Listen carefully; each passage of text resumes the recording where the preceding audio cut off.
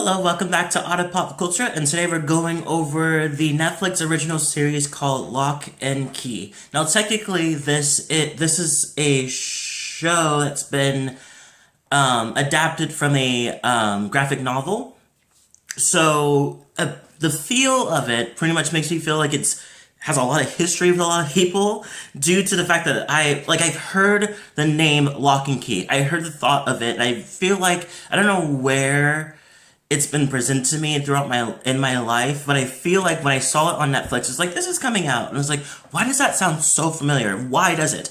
Well, I think it has to do with the fact that, I think it might have to do with the fact that I might have came across, like, maybe seen it, because I used to go to a lot of comic book places, and I think I might have seen it then.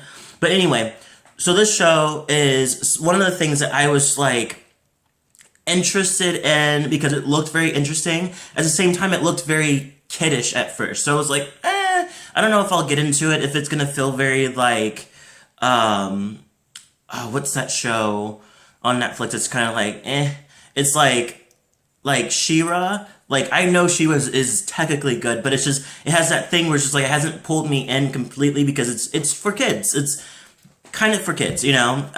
But anyway, so this actually has been a toss to try to adapt it in some way. Fox has tried to adapt it in 2010 with a show-ish movie. It wasn't really confirmed whether it was show or movie, but they tried to adapt it. And then Universal was like, we're going to make a movie of it, trying to do it themselves. And they had some good cast. They had Jesse McCarthy. They had what's her name from Aunt.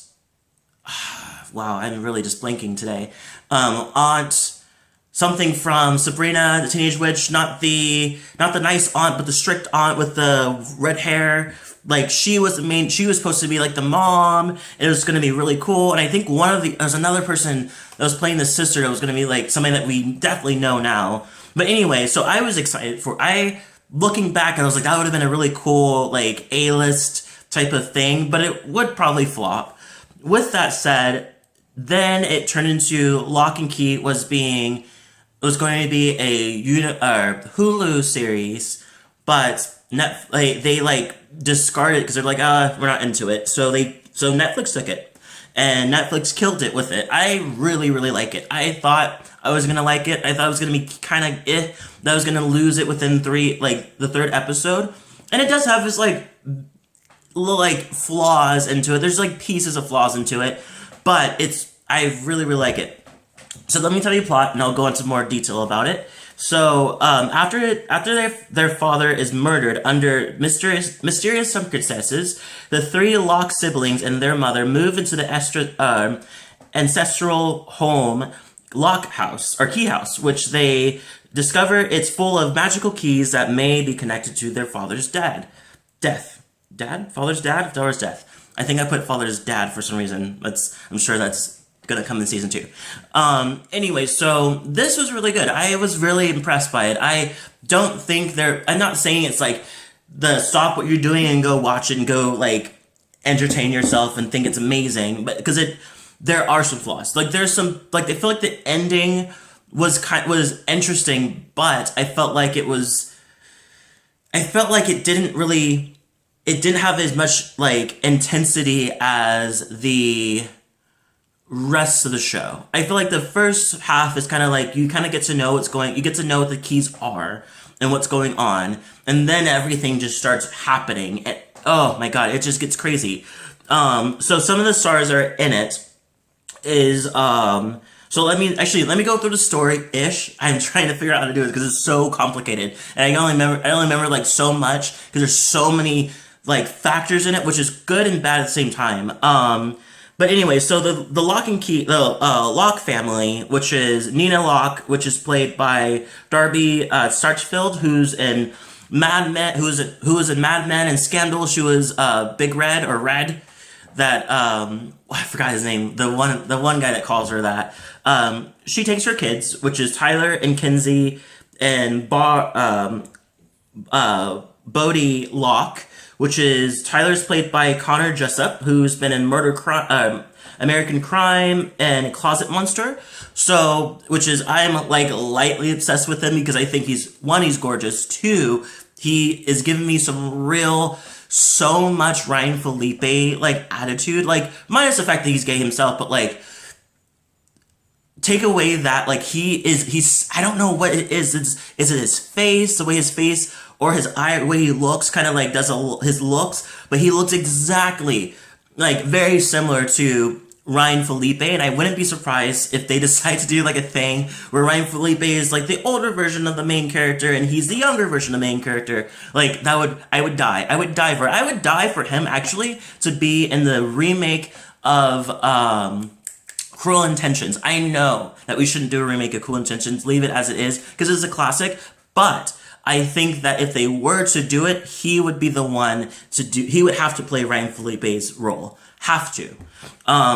Obviously we're going to have, okay, we'll go into we cannot talk about imaginary cast because I will go on for all day. So anyway, and then we have Kinsey Locke, who's Emilia Jones, who's been in Brimstone and Doctor Who. I remember her from Doctor Who. And Bodhi Locke, who's played by Jackson Robert Scott, who is the fucking, like, he is the kid sensation right now. I fucking adore him. I think he's a really, really good actor. Very good actor. He's in It. He plays Georgie.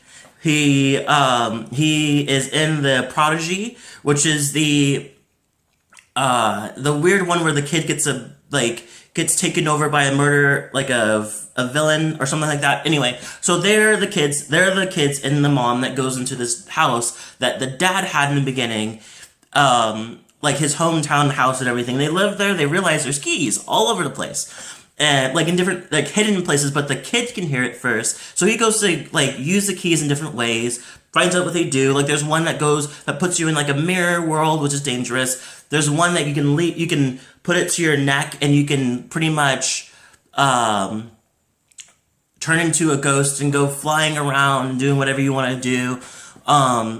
There's a lot of one. There's a vanity one and stuff like that, that one comes in later. So he finds all these keys. He tries to convince for like at least 2 episodes that to his mom and to his siblings that these keys are a thing. So they finally believe it. They start doing stuff, and Kinsey takes away her fear, which makes her like 1 badass, but 2 very reckless. So and then Tyler is his like trying to be like big brother, but he also has his flaws because he's in love with he like has a crush on one of the girls, so he does things for her, and like it's a whole mess. But like Bodhi is the only one that makes sense. Everybody else is kind of in it for their own sake in the beginning, like right away. Like he actually just wants to know what the keys are. Like Tyler and Kinsey just want to do it for their own interests. Anyway, so they go through that and they meet a couple other people, which is like the neighbor, which is Ellie Wheaton. Played by Sherry Soam, who's in Sunset Beach and One Life to Live. So she pretty much comes into play because she's a neighbor and she knows a little more about the keys because in the past she used to be friends with the dad or like really good friends because they had like a friend group, and that friend group found the keys as well and did like a lot of shit to it to the point where they woke up a demon named Dodge, who's played by Liza Dave Oliveira, who's in the Tall Grass and Guests of Honor. So she comes out and she's gorgeous, by the way. She looks flawless and you can just feel the oozing of the villain that she is, but you can also feel like, oh, you're gonna be a good villain. Like you're gonna be super flawless. You're gonna be like amazing, and then she is like she just plays them like a fiddle, plays all of them like a fiddle throughout the whole time. Technically, Bodhi gets played first, but like it kind of just goes around.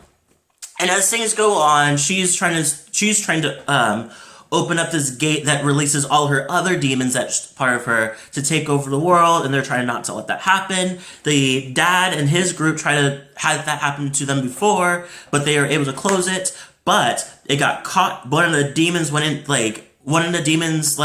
got into one of the guys, so then that kind of like, and he ended up killing some people. Like it's a whole thing, and it's weirdly dark in some pieces.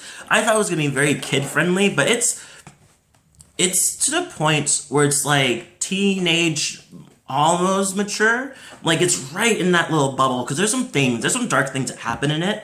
Um, there's a lot of random characters. I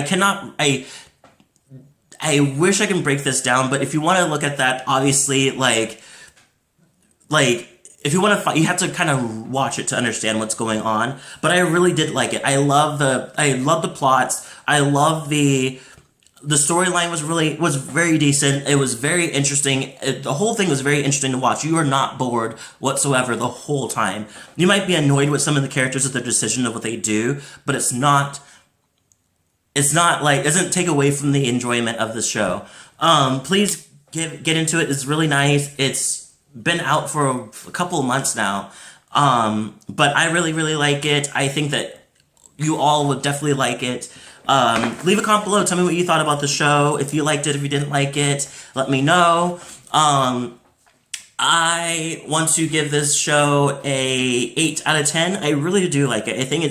I can't wait for season 2. I can't wait for more of this. I think it's really nice. I think it's very simple, straight to the point kind of show. That's pretty much it. Don't forget to subscribe and all that jazz. And I'll see you all in the next video.